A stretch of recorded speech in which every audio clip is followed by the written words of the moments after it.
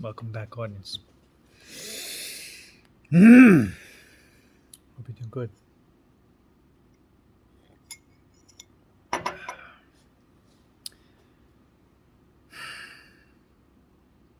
Well,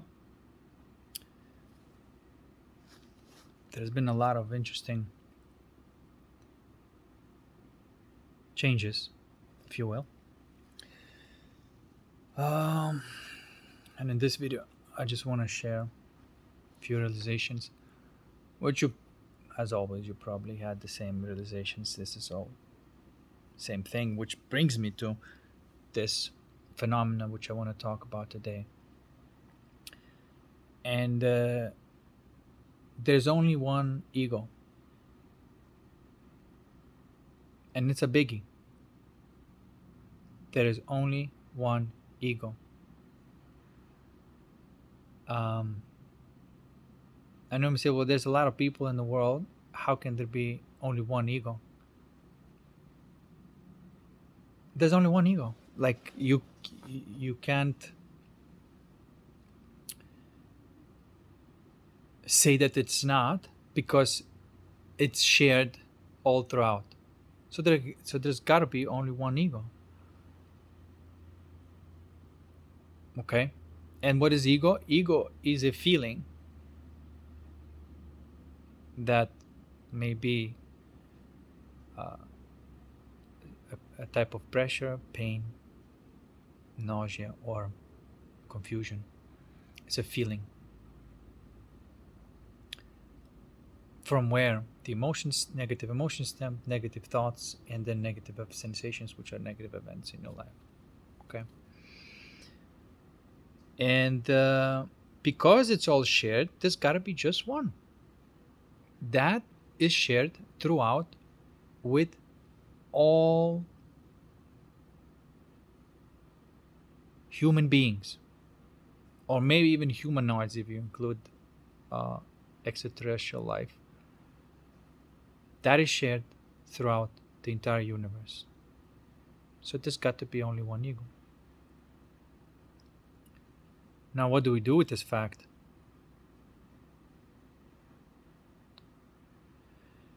Also, we have to admit that what the ego wants is to perpetually create negative emotions, negative thoughts, which are create your sensations and therefore the reality. The ego wants to perpetuate the old cycle of negative experience. And ego is a type of code which you can experience directly as a feeling. Okay, and that's what we've been alchemizing lately. Then you may say, why is it important? I tell you what, because there's a bit of a trap. There might be like this last thing uh, to freedom that is not quite um, sort of like open, and you may go in and you go out. You may go in and may go out because there's this last thing over there that may be holding on, and that is that there are other people with their own egos.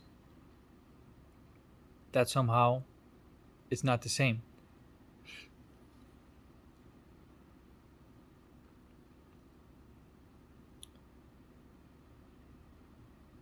Now, even though there's only one ego, people may be active in one level of the ego or another. Just because they're active in this particular or in that particular, it's still the same thing. Okay? So, which means when you're alchemizing the, the negative feeling within you, you're alchemizing the ego, not just your ego. You're alchemizing the ego. Why it is so? Because once you alchemize that, new emotions start coming over, new thoughts start coming over, and then the new experiences start coming over, which include the people there that appear to be sort of like resonating with you.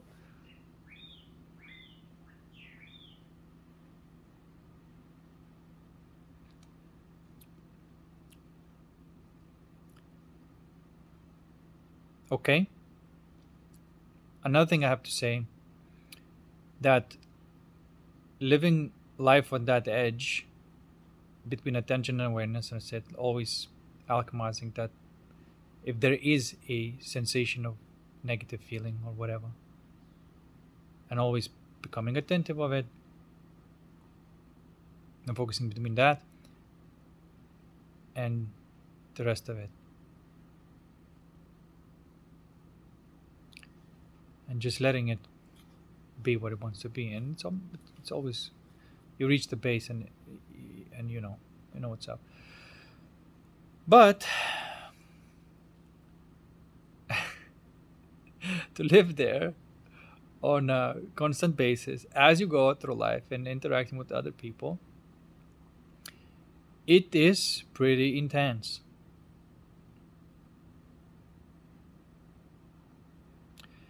And I also have to say, having no ego, or being in a state of no ego, I suppose, or being that state of freedom where there's no ego, is not active, or whatever you want to say, or alchemized,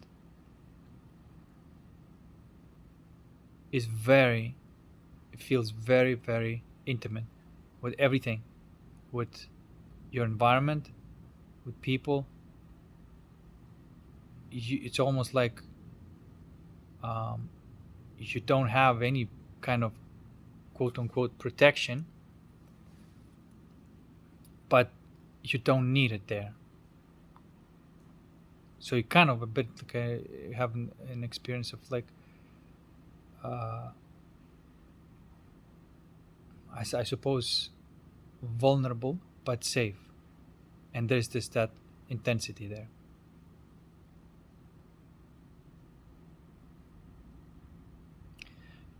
And it is intense, and so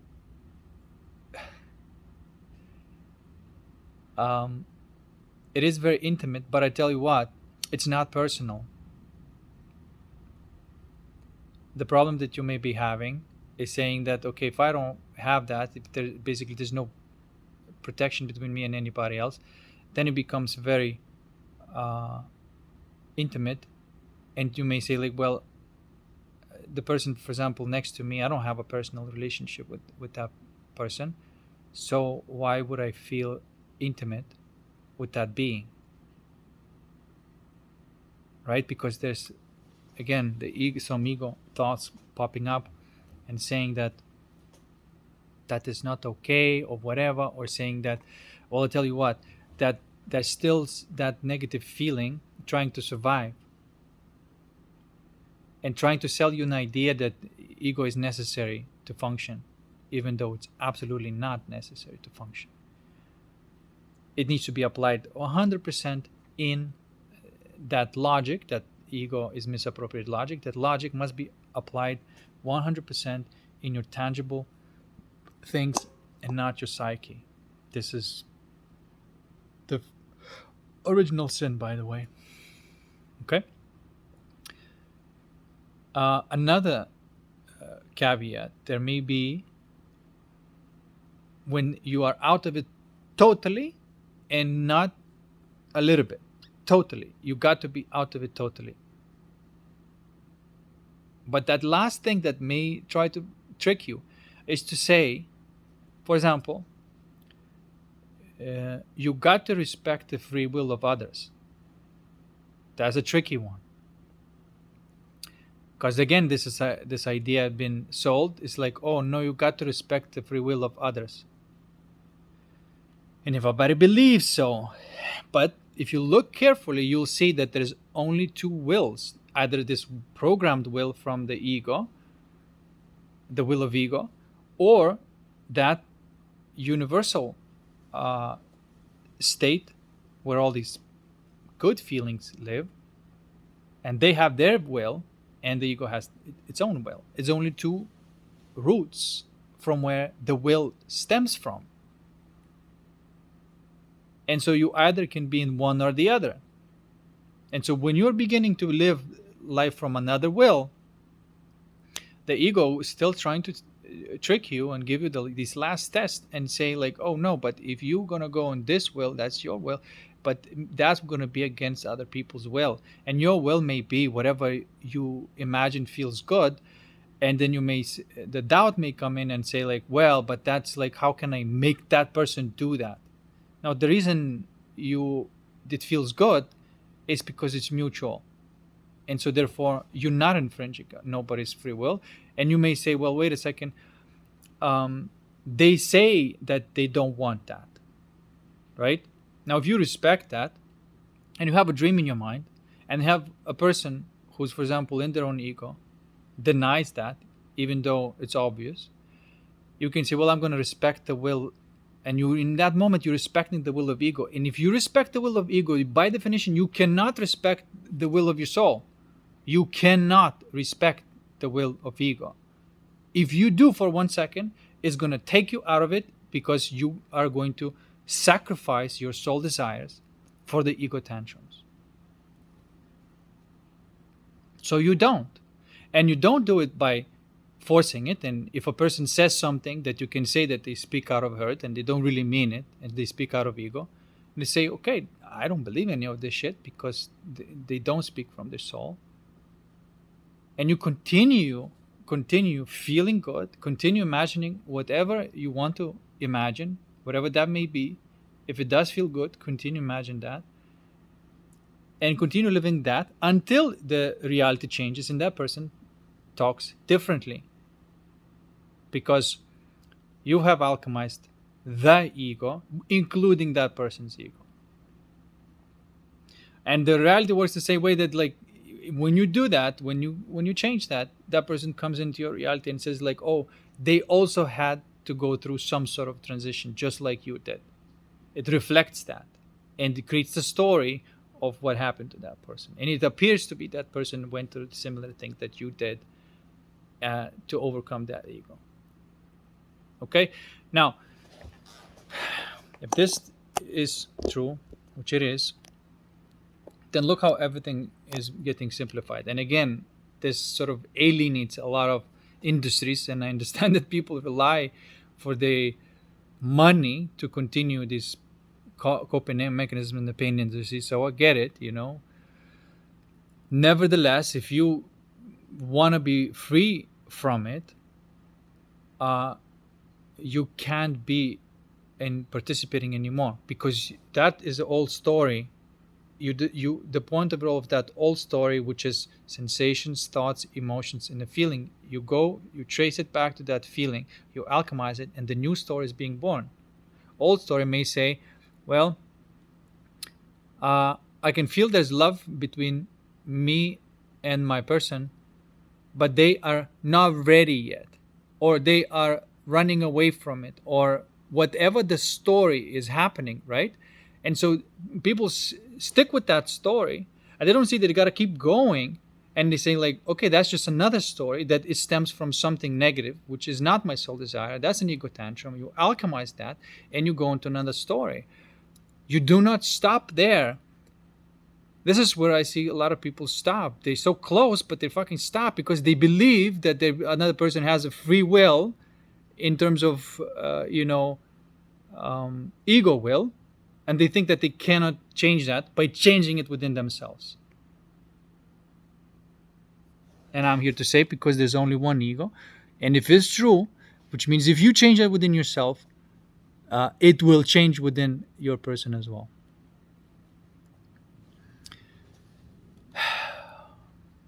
And then you'll see all sorts of stories changing. You see like, well, you said this, you did this, and it's like, yeah, but I didn't mean it, I didn't want it, that's why I did it, and then everything's kind of clarified, right? So,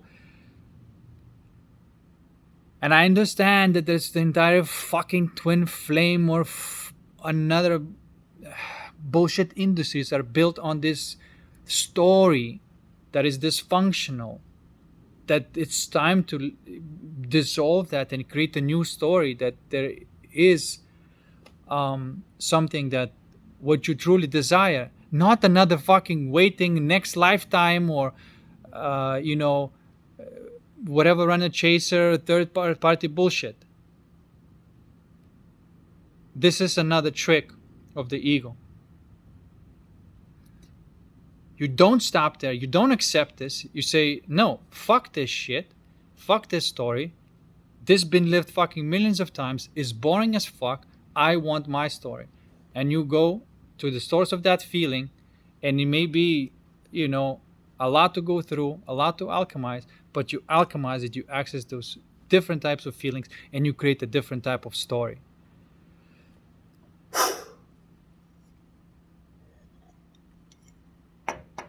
And this is like the ultimate out. And it does require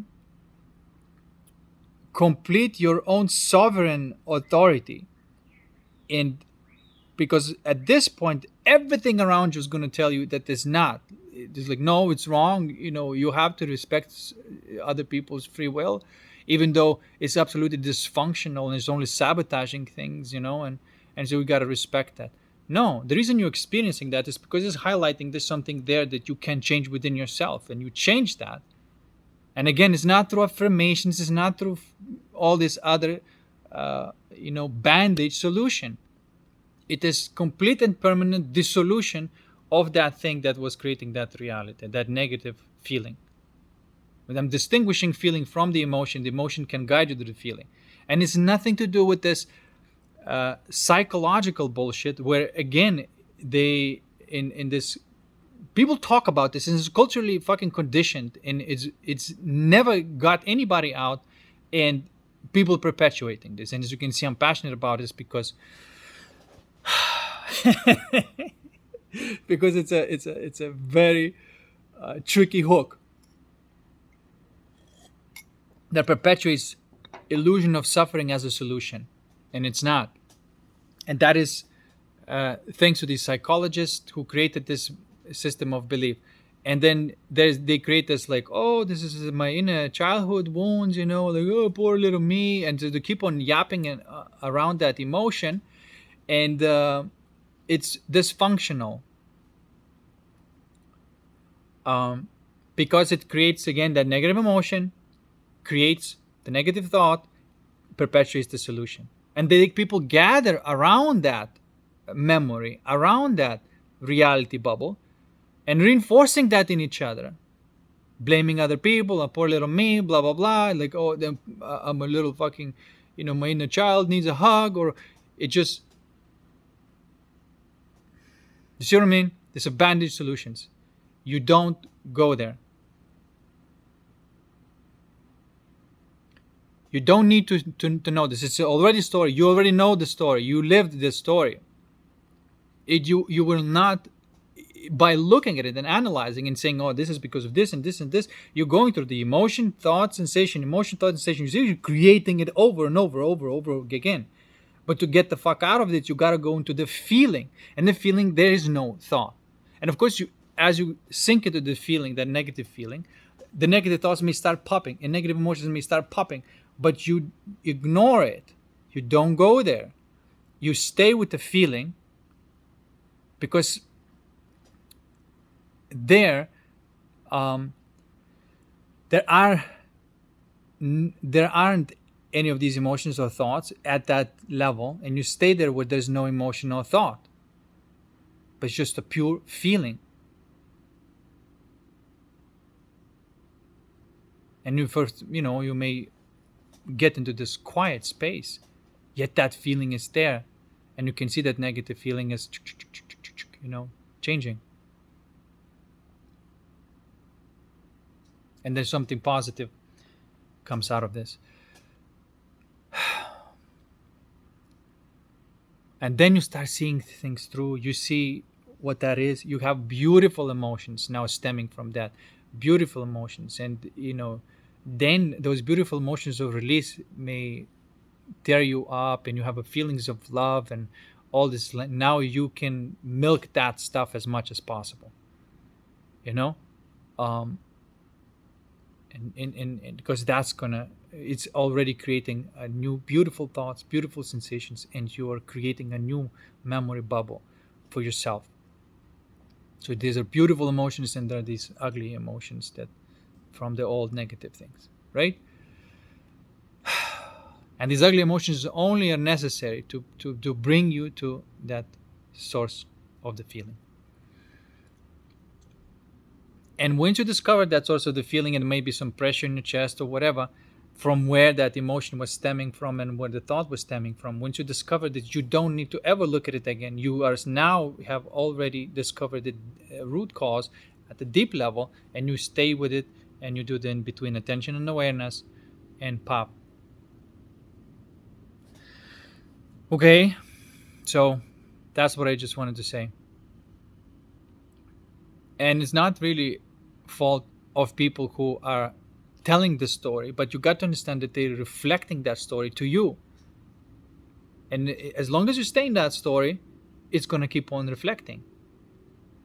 And then, like, yeah, ultimately at the end it's like, well, yeah, okay, everything around me show me something, and it's testing you, but this is how I feel, and are you going to go there or not?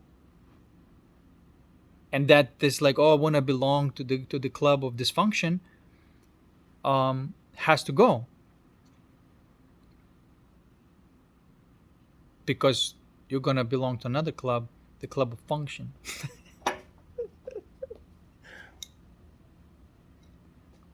It's called function. Anyway, so that's my little rant. There's only one ego. That's why you can't blame anybody, right?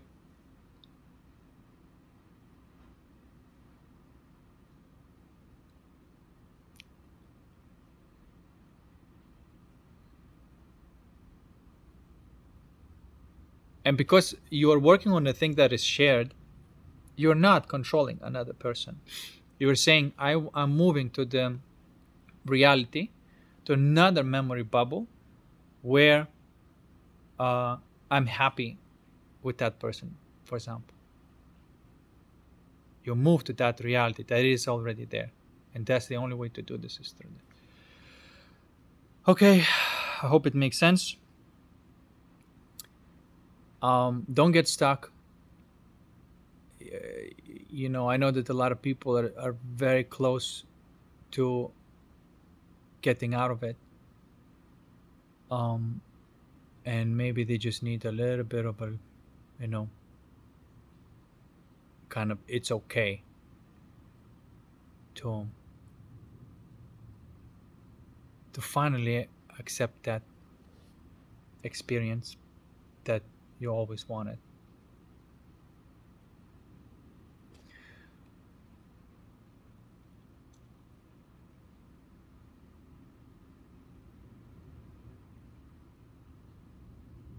So it's a feedback.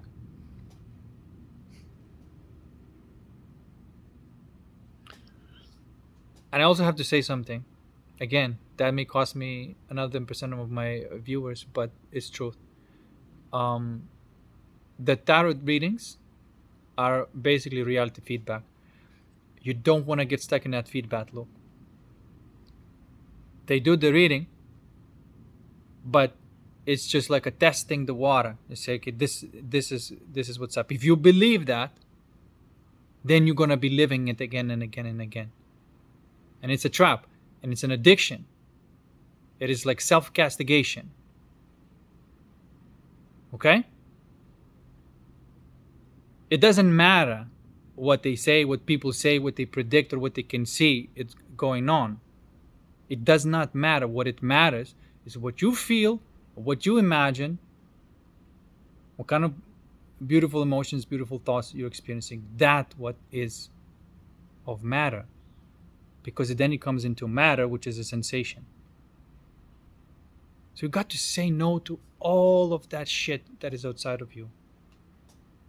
You just have, you can say 100%, you can say no, fuck this shit.